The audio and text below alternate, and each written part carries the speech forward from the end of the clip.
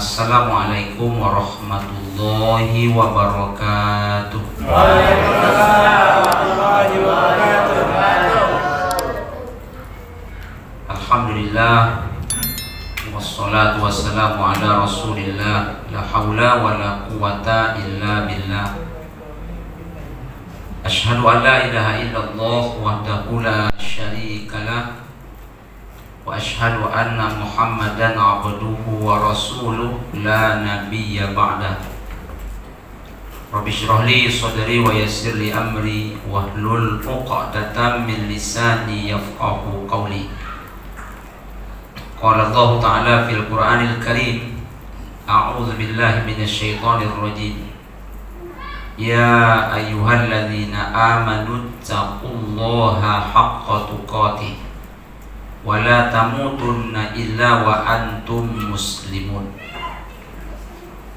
Yang kita muliakan dan semoga dimuliakan oleh Allah Ta'ala, Bapak Ketua bersama seluruh pengurus Masjid Darul Muttaqin, yang kita muliakan dan semoga dimuliakan oleh Allah Ta'ala Imam Masjid Darul Muttaqin bersama seluruh jemaah, kaum muslimin, kaum muslimat, tamu-tamu Allah yang saya muliakan.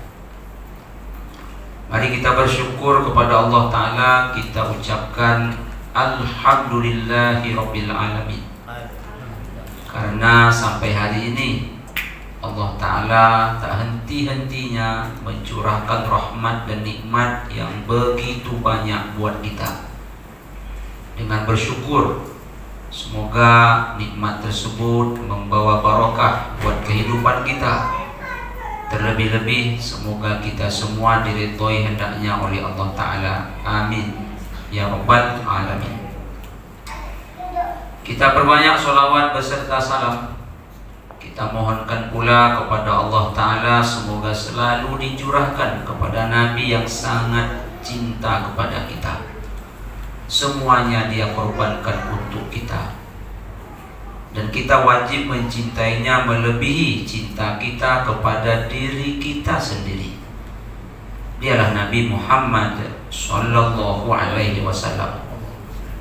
Untuk itu kita ucapkan Allahumma salli ala Muhammad wa ala ali Muhammad dengan sering bersolawat. Semoga syafaat darinya yang kita harapkan di hari kiamat dengan izin Allah Ta'ala kita dapatkan. Amin ya rabbal alamin. Jemaah, tamu-tamu Allah yang saya muliakan, pada malam ini kita sambung kaji kita bulan yang lalu, membahas tentang mensyukuri nikmat Islam. Pada pertemuan yang lalu sedikit kita ulang bahwa Islam ini adalah nikmat yang paling besar Allah Ta'ala anugerahkan kepada kita. Untuk itu wajib kita syukuri. Pada pertemuan yang lalu telah kita sampaikan yang pertama, kita mesti bangga dan bahagia menjadi orang Islam. Karena ketika menjadi orang Islam berarti kita manusia terbaik, manusia pilihan. Allah sebutkan dalam Al-Quran, kuntum khaira ummah. Kenapa kita bangga dan bahagia menjadi orang Islam? Sebab ini satu-satunya agama yang Allah ridhoi. Selain Islam tidak. Walaupun Muhammad kece mengejek-ngejek Islam ini tidak akan hina, karena Islam ini mulia, terlalu mulia untuk dihinakan. Islam ini tinggi, terlalu tinggi untuk direndahkan. Sebab ini agama dari sisi Allah. Sesuatu yang dari sisi Allah pasti luar biasa. Tentu kita tidak perpanjang mengulang yang telah kita sampaikan. Lalu yang kedua, cara mensyukuri nikmat Islam ini adalah kita mesti tolong agama ini. Yang menyuruh siapa? Allah Ta'ala dalam surah Muhammad ayat 7, in tansurullah yansurkum wa yuthabbit aqdamakum. Karena kalau tak ditolong bisa saja Islam ini nanti hanya tinggal cerita. Di Andalusia 800 tahun berpuasa, sekarang tinggal kenang-kenangan. Kata Kiai Haji Ahmad Dahlan, Islam tak akan hilang dari bumi, tapi tak jamin dia tetap akan ada di sebuah negeri. Lalu bagaimana cara menolongnya? Ini yang akan kita lanjutkan. Yang pertama, kita mesti duduk di majelis ilmu. Jadi duduk di majelis ilmu ini adalah cara kita menolong agama Allah Ta'ala, yaitu Islam, agama yang kita anut sampai hari ini. Pepatah mengatakan, tak kenal maka tak sayang maka tak cinta. Seseorang apabila cinta biasanya rela berkorban demi yang ia cintai. Supaya tumbuh rasa cinta kita kepada Islam ini, kenali dia, sayangi dia. Berawal dari majelis ilmu inilah kita mengenali Islam. Jemaah, wahyu pertama yang diterima oleh Rasulullah dari Allah Ta'ala melalui malaikat Jibril alaihissalam tentang ilmu. Iqra bismi rabbikal ladzi khalaq. Membaca. Dan itu adalah majelis ilmu pertama. Itu majelis ilmu. Di mana majelis ilmunya? Di Gua Hira. Siapa gurunya? Malaikat Jibril. Siapa muridnya? Nabi Muhammad sallallahu alaihi wasallam. Itu majelis ilmu. Kalau di Makkah, majelis ilmunya di rumah sahabat Arqam bin Abi Arqam, dekat Bukit Safa dan Marwah. Tapi rumah itu tak ada lagi karena pelebaran tempat sa'i. Lalu kalau di Madinah dulu di mana majelis ilmunya? Di Masjid Nabawi, di kampus kenabian, di meja kerasulan. Dosennya Nabi Muhammad SAW.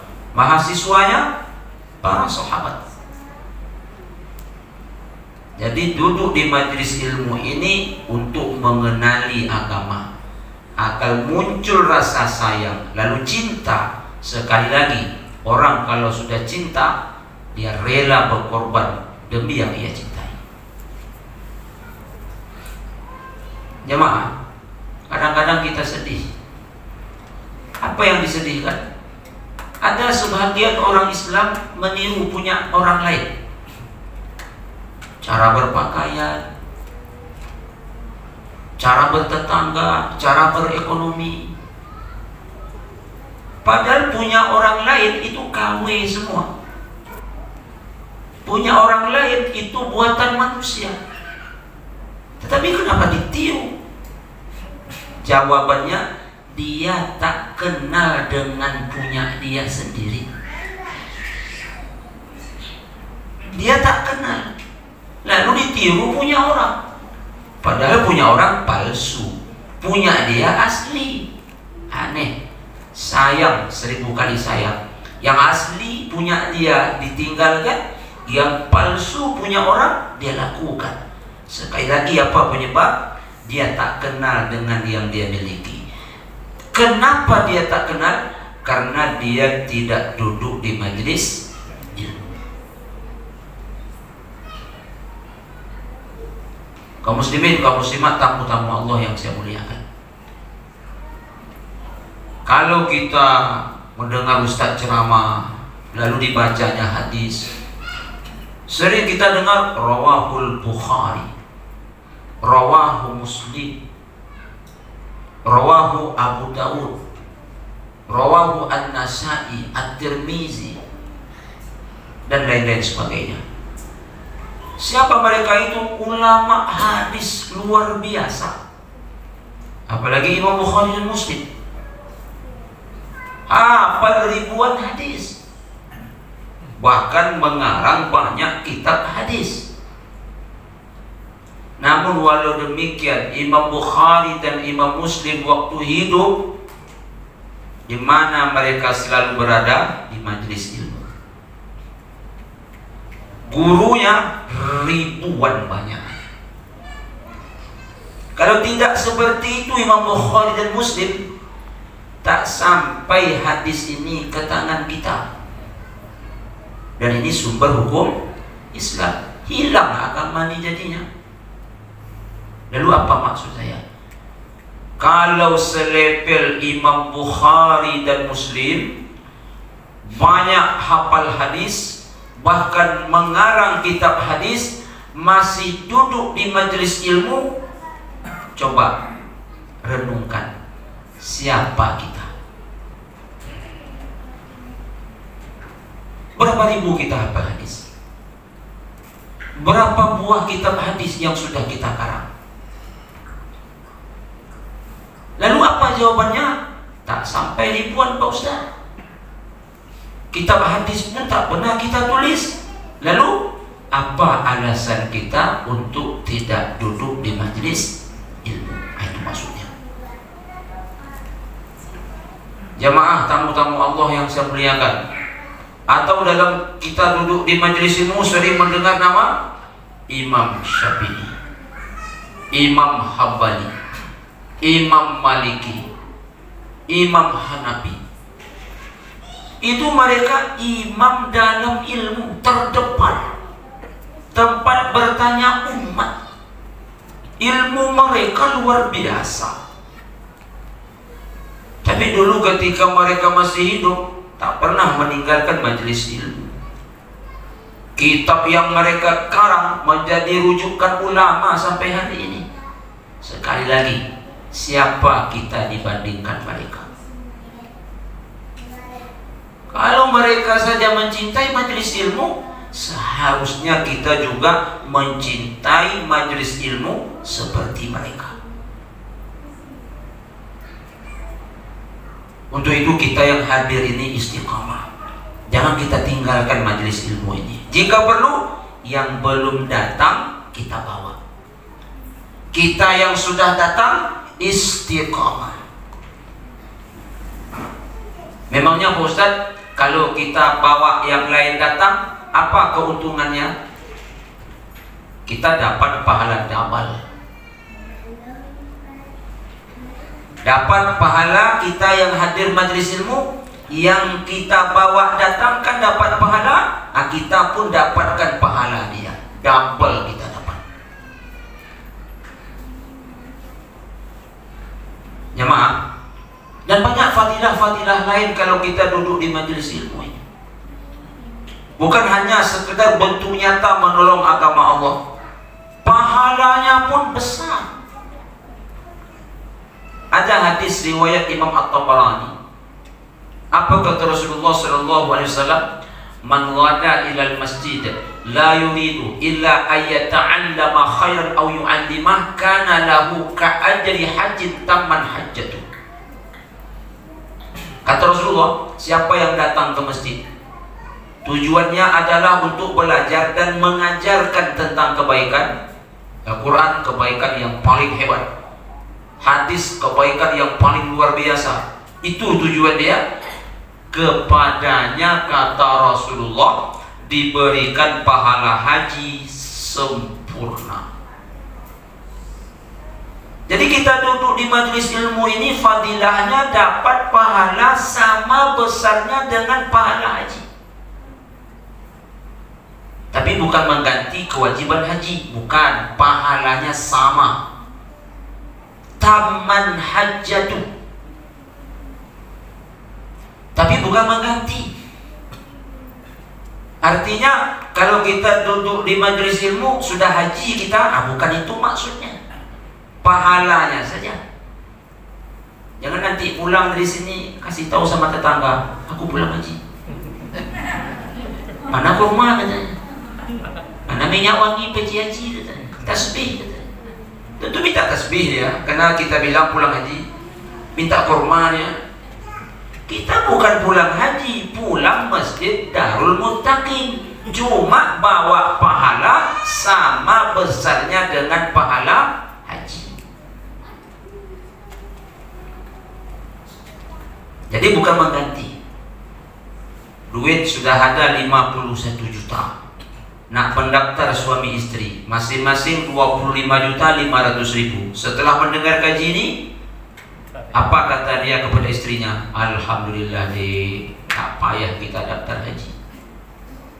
Kok tak payah bang? Duduk aja di majelis ilmu, udah haji kita. Serius nih bang, serius. Tak salah dengar bang? Enggak. Siapa ustaznya? Lupa pula namanya. Tapi agak kurus-kurus sedikit. Sudahlah, nama saya lupa. Kaji awak salah pula ditangkap. Jadi ini bukan mengganti, cuma fadilahnya sama. Maka untuk itu sekali lagi kita yang hadir istiqamah, yang belum datang diajak. Jika perlu setiap Jumat malam penuh Darul Muttaqin. Dapat 4 orang jadilah. 4 orang jadilah. 5 dengan kita. 5 kali 4 20. Istiqomah hadir setiap minggu, berarti sebulan 4 minggu. Itu sama artinya naik haji 20 kali dalam sebulan. Masya Allah. Pak Ustaz, saya dah ajak kawan-kawan datang duduk di majelis ilmu nih, tapi tak mau dia Ustaz. Kenapa tak mau? Corona Pak Ustaz. Orang PPKM. Saya katakan sama jamaah, asal masjid masih boleh buka walaupun PPKM dan pakai protokol kesehatan yang ketat, datanglah. Karena apa? Ada hikmah di sini yang tak ada di luar.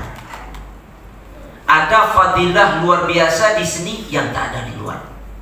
Jadi selagi masih boleh buka walaupun ketat, datang. Datang. Corona itu ada. Takut kita takut, tapi jangan berlebih-lebih sampai lebih takut kepada corona ketimbang kepada Allah. Saya katakan sama jemaah, bukan satu-satunya corona yang menghabiskan nyawa kita, bukan. Banyak penyebab-penyebab yang lain. Kalau corona satu-satunya penyebab kematian, saya takkan datang pengajian di sini. Mana tahu ada jemaah ini kena corona mati pula saya. Istri masih muda lagi cantik pula. Mati saya, dia diambil orang, rumah saya diambil orang, mobil saya diambil orang, banyak betul rugi saya. Sikit lagi ya. Daripada mati bila saya tak datang. Tapi kenapa saya datang? Saya yakin penyebab kematian bukan corona satu-satunya. Karena sekarang banyak orang tak mau datang ke masjid, alasannya itu. Karena setan sudah bermain dalam hatinya semenjak dulu pertama kali ini datang masjid tutup. Sudah menjadi hobi tak datang. Begitu nak ulang lagi berat. Dulu waktu corona masih banyak-banyak, dialah yang paling geram menengok masjid tutup. Tak ngapo-ngapo ditutup masjid. Awak nak datang, begitu buka, tak nampak. Geramnya waktu tutup ya. Ketika buka, tak lagi ada dia. Ustaz, udah saya ajak kawan-kawan datang duduk di majelis ilmu nih Ustaz. Tak mau dia. Apa pula alasannya? Yang satu corona, yang satu katanya itu gaji Pak Ustaz.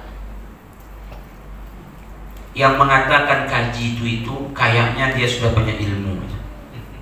Rupanya setelah cek and recheck, bukan karena banyak ilmu, maling. Ilmunya cuma 2 saja. Doa nak makan, doa nak masuk WC. Diajak duduk majlis ilmu tak mau. Itu pun kadang-kadang terbalik bacanya. Nak makan dibaca doa masuk WC. Nak masuk WC dibaca doa nak makan. Dia mau makan ketupek gulai paku. Allahumma inni a'udzubika minal khubusi wal khaba'is. Ada makan ketupek. Sudah makan ketupek, sakit parunya, masuk WC. Allahumma barik lana fima razaqtana wa qina adzabannar. Diajak duduk majlis ilmu tak mau. Ini perusak agama ini. Jangan dirusak agama ini. Nabi udah azab berjuang dengan sahabat dulu. Kita tinggal menjaga aja lagi. Cara menjaga dan menolongnya, duduklah di majelis ini. Saya bahagia menengok Darul Muttaqin ini. Apa Ustaz bahagia pula? Cepat berkembangnya. Ada masjid saya udah 14 tahun isi kajian di situ, itu jemaah. Bahkan berkurang. Kenapa? Ada yang mati jemaah. Tapi saya kalau tak salah baru 3 kali datang ke sini. Dulu 1, kemarin kedua, ini ketiga. Waktu pertama datang tak 6 tak 7. Kali kedua datang tak 10 tak 12. Sekarang dah banyak nih. Baru 3 kali. Bisa-bisa kali keempat. Ini tak bisa saya bayangkan. Ini kayaknya usahakan di dalam, di luar pun tak muat kayaknya. Dan kita mesti banyak-banyak seperti ini. Karena kalau kita banyak seperti ini, lalu orang Kristen di luar ditengoknya kita banyak, mereka tak berani macam-macam dengan kita. Kompak orang Islam sekarang, duduk di majelis ilmu ramai, tak apa, ramai dia. Ada segannya. Tapi coba kalau yang datang 4 orang ya, di tiang tu 1, tiang tu 1, di sudut di sini, sudut itu 1. Yang sudut sini tereng kepala ke kanan, yang sudut situ tereng ke kiri, yang di situ tertaku, yang di situ tertengada. Lewat orang tua, apa katanya? Ini cuma dicemehnya kita, tak dianggapnya kita, tak segan dia. Tapi kalau kita banyak, saya tinggal di Raja Wali Sakti Tobe Kodam. Abang ini tahu rumah saya. 4 gereja besar di situ. Itu kalau hari Minggu mereka banyak datang, ada juga perasaan risau di hati, kok banyak betul lah orang ini. Apalagi kalau bukan hari Minggu, tetap mereka banyak datang, itu lebih risau lagi kita. Begitu juga mungkin mereka menengok kita kalau banyak-banyak. Pasti. Ini contoh nih, Masjid Darul Muttaqin. Di situ apa nama masjidnya, Bang? Yang dekat dengan sini lah. Muhajirin. Nurul Yakin. Jadi umpamanya Masjid Darul Muttaqin lawan Masjid Nurul Yakin. Lawan apa Ustaz? Main bola voli. Jadi 6 orang tadi begitu bertanding melawan Masjid Nurul Yakin, Masya Allah, semangatnya luar biasa. Sepatu seragam, celana seragam, baju seragam, semua seragam. Dan mereka yang bertanding 6 orang tadi diikuti oleh jemaah Darul Muttaqin sebagai supporter. Sampai ke lapangan, yang 6 orang tadi, mak semangatnya. Belum main lagi, kita melompat-lompat ya dalam lapangan itu. Ini lompat-lompatnya nih. Bola voli itu ditampar-tamparnya, kepalanya digini-ginikannya. Kalau begitu lawan cemas. Apa kata lawan? Wahyu nih, bergaya ya. Usahakannya bisa sampai ke tidak. Tapi karena gayanya begitu, kawan dah kena mentalnya. Udah kena mental. Tapi coba yang datang 6 orang saja, supporter 1 pun tak ada. Sampai di lapangan voli dia tak ada berani lompat, cerita pun tak ada, menunggu. Kira-kira takut tak lawan tengok? Diejek lawan, apa katanya? Ini bisa main dah, bisa tak main? Diejeknya. Tapi kalau kita semangat, belum main dah kena mental lawan. Jadi jemaah, duduklah di majlis ilmu ini beramai-ramai. Inilah cikal bakal Islam dulu. Bahkan saya katakan tadi, majlis ilmu tertua adalah majlis ilmu di Gua Hira. Siapa gurunya Nabi? Malaikat Jibril. Apa ilmu yang diajarkan? Iqra bismi rabbikal ladzi khalaqa, khalaqal insana min 'alaq, iqra wa rabbukal akram alladzi 'allama bil qalam 'allamal insana ma lam ya'lam. Tak bisa dipungkiri, itu majelis ilmu tertua. Maka kalau betul kita cinta kepada agama ini, jangan tinggalkan Darul Muttaqin diisi dengan majelis ilmu. Kaum muslimin, kaum muslimat, tamu-tamu Allah yang saya muliakan. Lalu yang kedua, bagaimana cara kita menolong agama Allah Ta'ala? Amalkan ilmu.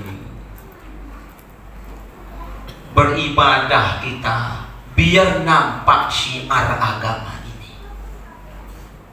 Biar nampak syiarnya. Syiar itu apa, Pak Ustaz? Simbol, tanda. Itu disebut dengan syiar, simbol, tanda. Makanya sebesar-besarnya syiar agama ini di musim haji, karena nampak di situ semua. Sholat berjamaahnya, kurbannya, kaum muslimin, kaum muslimat, jumlah manusianya. Jadi ketika kita betul-betul cinta kepada agama dan ingin menolong agama ini, amalkan. Apa itu? Udah jelas, salat 5 waktu. Dan salatnya jangan di rumah sendiri-sendiri. Karena kalau sendiri-sendiri di rumah tak nampak syiarnya. Walaupun dia kita amalkan. Supaya lebih nampak syiarnya, datang ke masjid. Makin ramai kita datang, makin hebat agama itu nampak. Azan dikumandangkan. Dulu waktu zaman Nabi, mikrofon tak ada. Kalau azan di mana? Terpaksa Bilal naik ke atas. Ke atas apa, Ustaz? Ke atas tempat yang lebih tinggi. Supaya apa? Suaranya terdengar, syiar ini berkibar, lalu orang datang. Jemaah, dulu Islam ini waktu di Mekah tertindas. 13 tahun Nabi berdakwah di Mekah, itu saya katakan tak bebas, tertindas. Kenapa demikian? Ada Abu Lahab, ada Abu Jahal.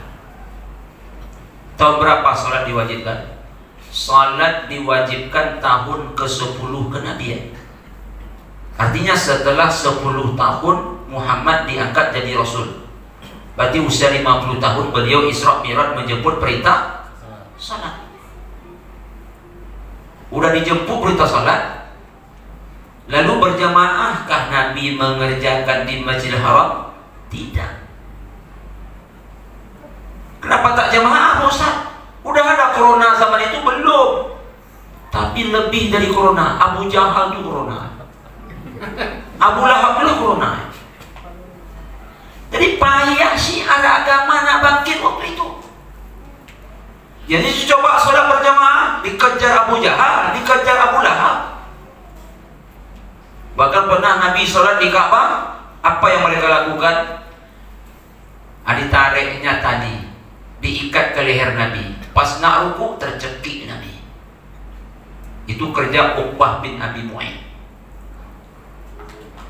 Datang pula lagi yang lain. Waktu Nabi nak salat, ruku dan sujud, diambil kotoran onta, bangkai, diletakkan di punggung dan di tempat sujud Nabi. Tertindas. Tertindas, tak bisa berkreasi.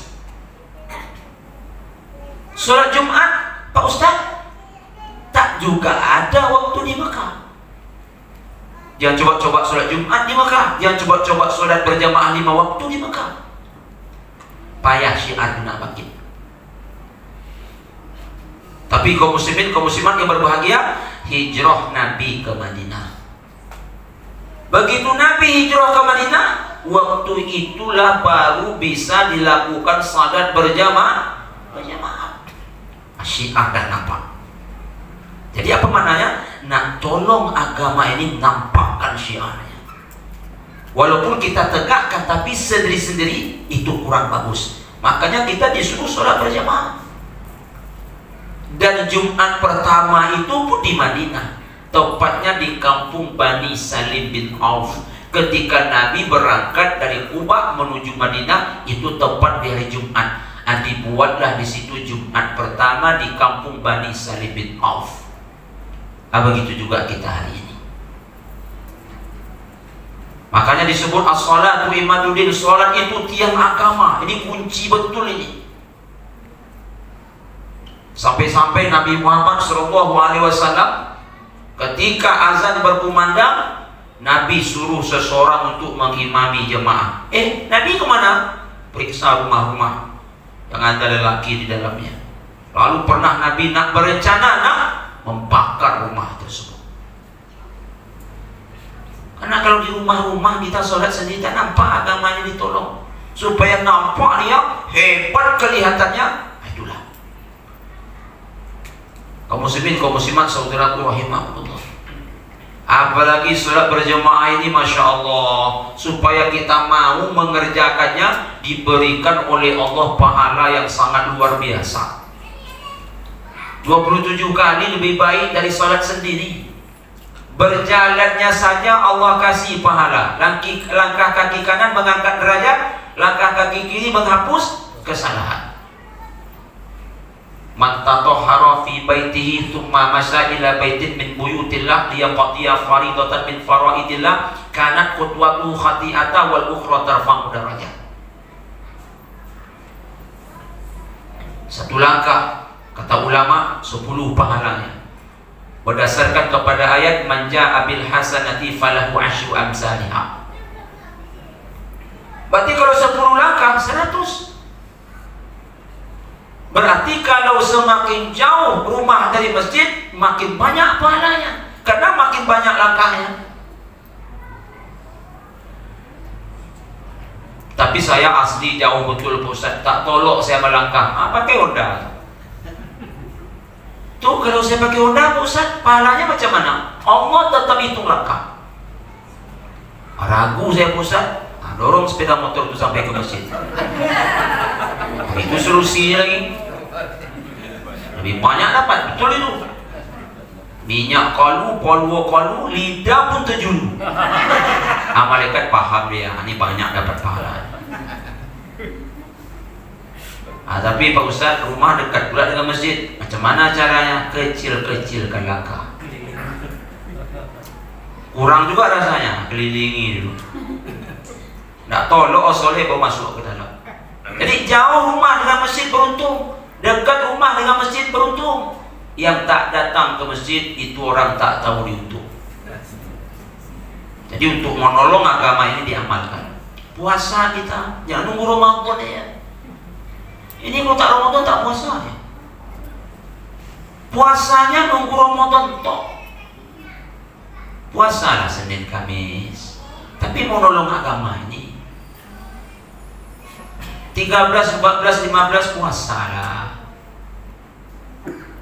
Apalagi mohon maaf, jangan tersinggung lah kalau umur sudah 60 ke atas. Itu rajin-rajin lah beribadah. Kenapa begitu Ustaz? Tak lama lagi.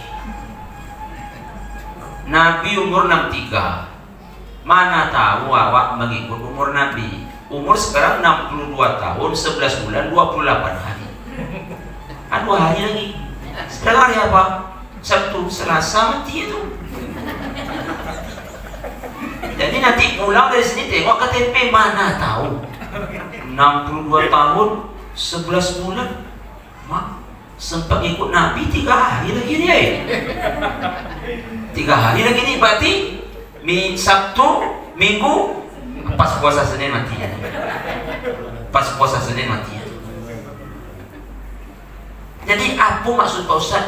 Tidak pun kita bisa menolong agama ini secara umum untuk orang, paling tidak untuk diri sendiri. Orang sekarang nolong agama ini bukan untuk dirinya lagi, dan untuk orang.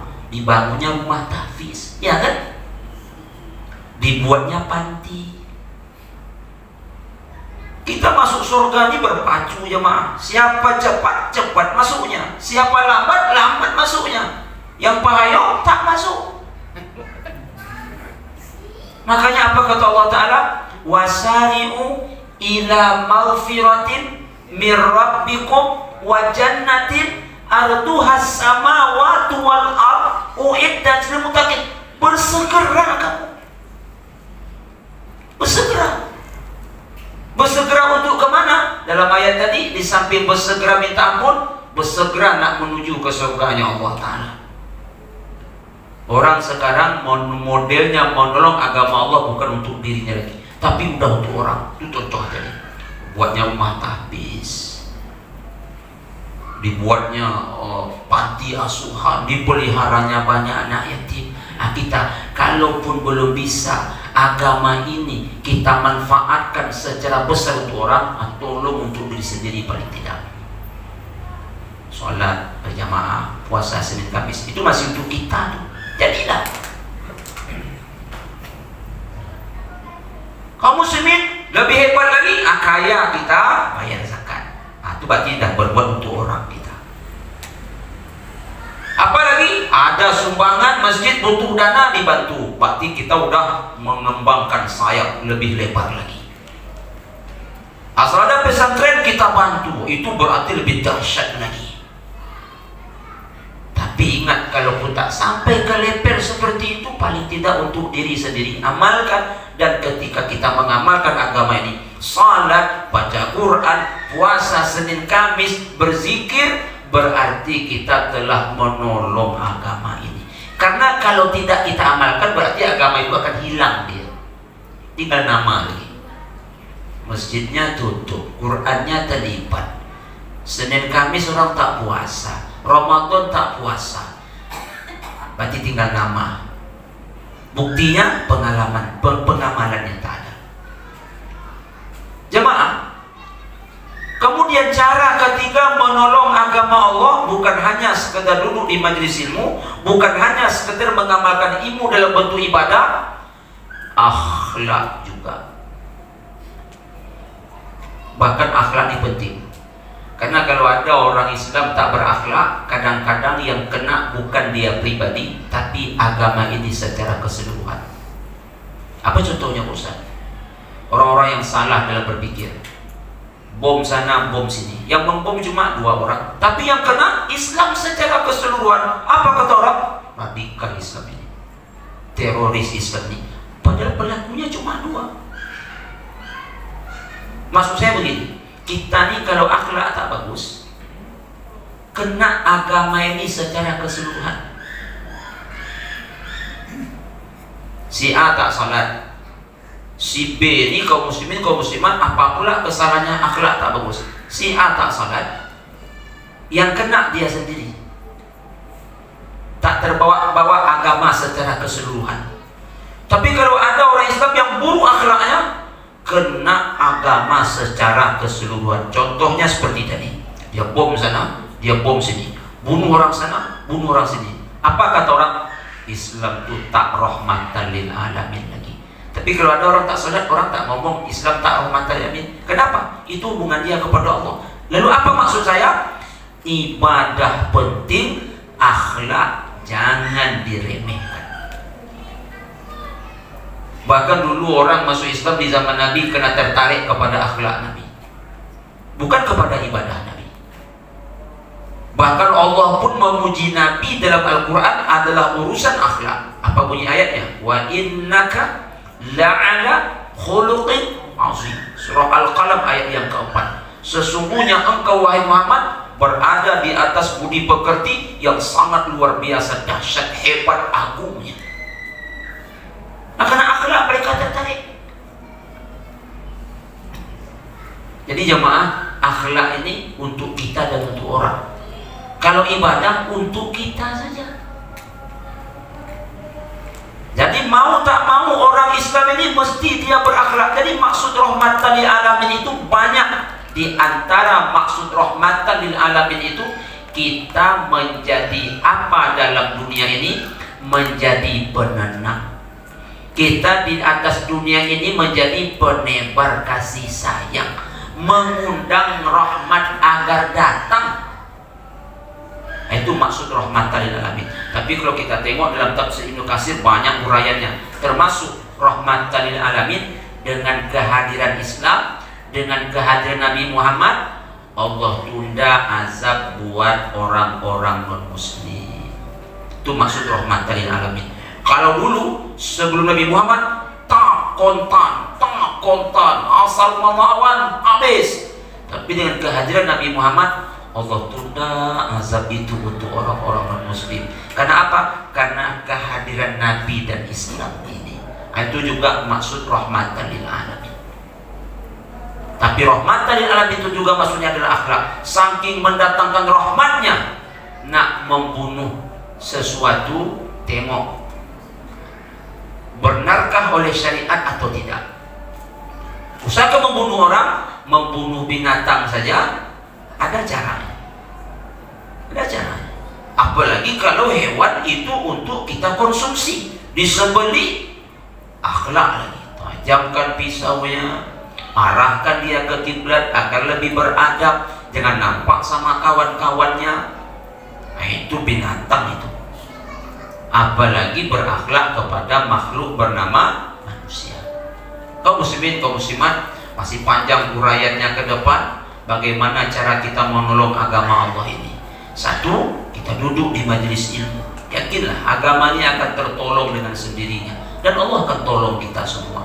Kemudian kita amalkan ilmu ini dengan cara tunjukkan ibadah kita kepada Allah Ta'ala, kemudian berakhlak kita kepada sesama.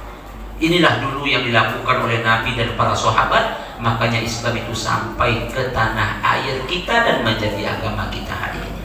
Inilah mungkin pada malam ini yang bisa saya sampaikan. Semoga ada manfaat. Terlebih-lebih hendaknya diridhoi oleh Allah Subhanahu wa Ta'ala, dan kepada kita semua diberikan oleh Allah pahala yang berlipat ganda. Kita tutup dengan doa kafaratul majelis. Subhanakallahumma rabbana wa bihamdika asyhadu an la ilaha illa anta astaghfiruka wa atubu ilaik. Billahi taufiq wal hidayah. Assalamualaikum warahmatullahi wabarakatuh.